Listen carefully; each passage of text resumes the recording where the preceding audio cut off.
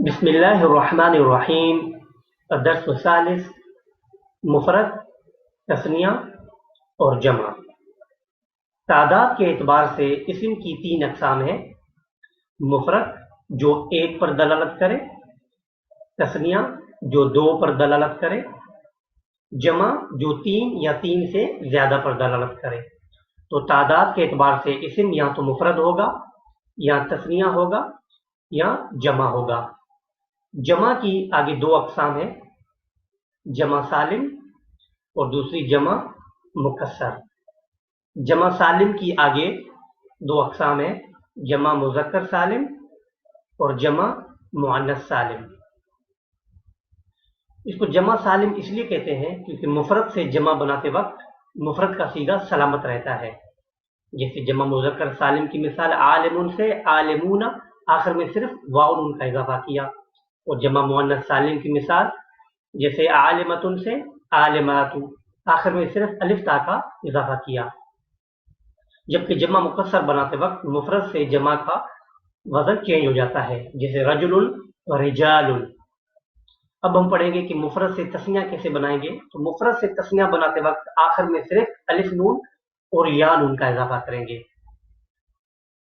جیسے مسلمن، مسلمن کو تینوں اعرابی صورت میں پڑھ سکتے ہیں زبر زیر پیش کے ساتھ، جبکہ تثنیہ بنائیں گے تو پیش کی صورت میں الف نون کے ساتھ اور زبر اور زیر کی صورت میں یا نون کے ساتھ، یعنی مسلمان، مسلمین۔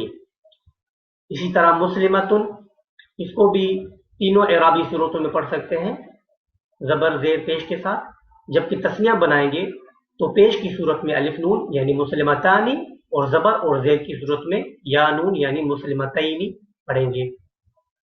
اور مثال لکھتے ہیں جیسے ولدن، اب ولدن کو بھی تینوں اعرابی صورتوں میں پڑھ سکتے ہیں، جبکہ تثنیہ بنائیں گے تو پیش کی صورت میں الف نون کا اضافہ کریں گے، زبر اور زیر کی صورت میں یا نون کا، جیسے ولدانی، ولدینی۔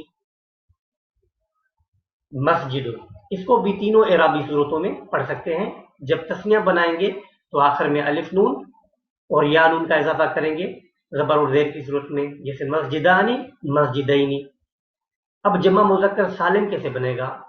جمع مذکر سالم بنانے کے لیے آخر میں واو نون یا نون کا اضافہ کریں گے، جبکہ جمع مؤنث سالم بنانے کے لیے آخر میں الف تا کا اضافہ کرتے ہیں۔